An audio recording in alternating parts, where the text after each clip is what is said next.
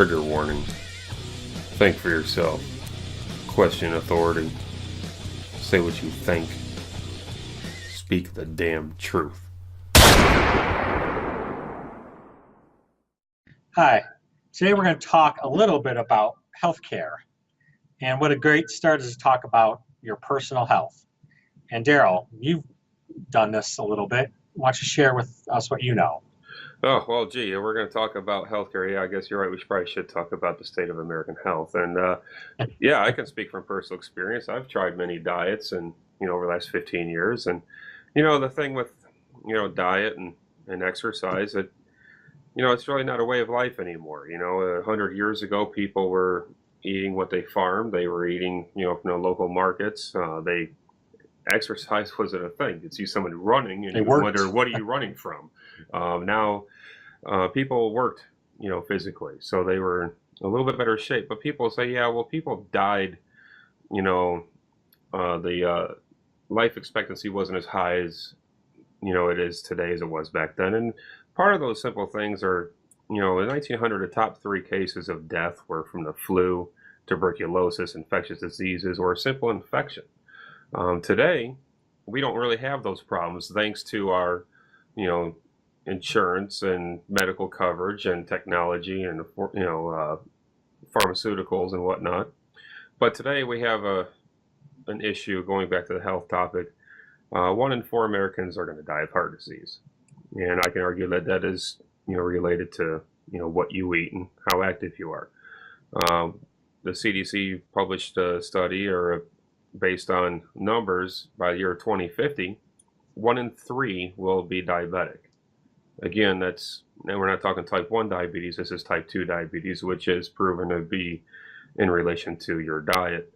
But we also have a 50% cancer rate. Now, we didn't have numbers like this back in 1900, but people were still dying of these 3 issues back in 1900, but that's only if they weren't dying of the flu or tuberculosis or infections. So if you get a little bit older, those 3 things still existed. So I think with all that being said, as far as, the state of our health, yes, there are certain things that we can do, but there's a lot of cases where, people can't control their health because they're born prematurely or they're born with a disease. And the rates of which that happens, it's unfortunate, but it does happen, and it's very expensive. So maybe you have something on why is it so expensive, and maybe you also have some experience with getting a bill. Yeah, well, expense equals bills, bills equal cost. And that's the root of our problem we have here. My personal experience is my son was born premature at 1.5 pounds at 24 weeks. And just one line item here is $450,000. It just says cardio care. And in the end, the hospital basically got paid $32,000 out of, $500,000. So that kind of gets me onto the expense and why is there this overbilling, underpaying thing that's going on.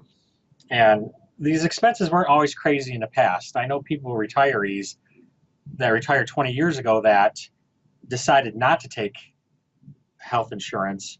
They decided to pay the premiums out of pocket. Nowadays, you wouldn't even dream of doing that. Right. And the thing is both sides of our political system doesn't address that cost. You have Trump care and Obamacare that just seems to be a reward to the insurance companies. When the truth is our pharmaceutical costs in this country alone are 11% higher. It costs for research and development, it costs $100 million to bring a product to market. So my question is if these costs are here, who's going to pay for all these? Maybe you have some insight. Yeah, I mean, as far as who pays for it, right off the top of my head, I want to say, well, that's easy. We are. The working man, the middle class. Thanks. So you're welcome. But it's, when you look at the numbers here, the United States spends, one estimate here is 18% of the GDP on healthcare, which is, $3.2 trillion. And if you break that down, well, that's about $10,000 per citizen. and that's counting every elderly retired person and every newborn baby. I mean, that's 10,000 per person. Now I pay that out of my check every year through my taxes, and plus if you combine that plus with what I pay for my private insurance company through my employer. But that's just me. That's not every American. And so going back to, you mentioned the Affordable Care Act, or some people call it Obamacare. They send about $100 billion to insurance companies to cover people without insurance. And that combined with what Medicaid was paying, Medicare was covering about 74 million people who couldn't afford health insurance. They weren't employed or unemployable. And since Obamacare, or the ACA, premiums have went up 20 to 100%, depending on where you live. In some cases, higher. Some cases, it's 3-4 times higher than what we're used to. Arizona is one place. And then you mentioned Trump Care. Well, Trump Care, I don't know a whole lot about Trump Care, but I know with the last executive order that he passed, he was trying to grant accessibility to buy insurances, across state lines to maybe reduce the cost. But even with that said, typically insurance goes up annually while coverage goes down. And there's lots of issues in America. And, before we can even go through any of this, I just think we should look at maybe you can help me out here as far as, what other countries do when it comes to healthcare. Yeah, you keep on hearing from the Bernie Sanders crowd, single payer, free healthcare. And if you look at it scientifically, basically, statistically, what everyone's doing, there's three systems. There's the single payer, there's a forced mandate, which is what Obamacare was leading us towards, and then there's a two-tier system. The single payer, we know what that is, forced mandate.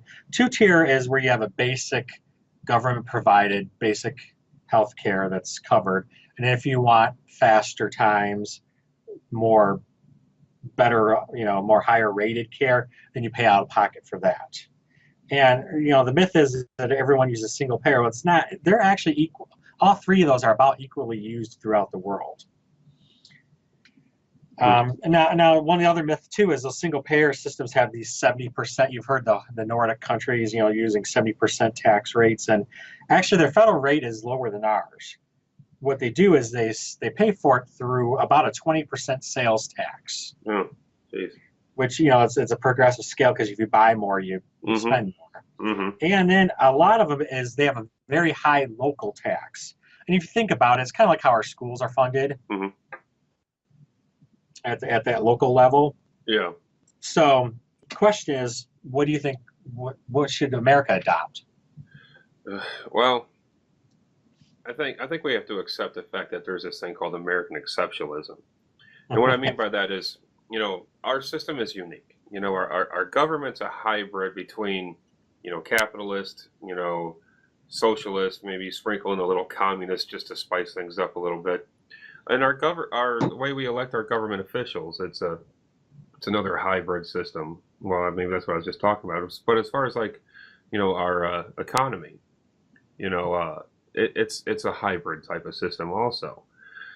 So I think if we were to try to look at what we can do, maybe, in my opinion, what should the American system be? Well, maybe free market based.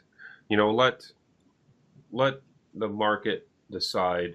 Let that drive. More competition is always a better thing.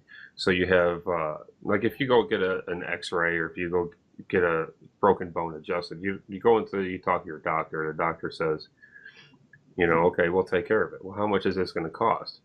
Oh, well, I can answer that. We'll take care of you, and then we'll send it through to the insurance company, and then they'll figure out how much it costs and they pay for it. And it's like, where else do you deal with anything like that?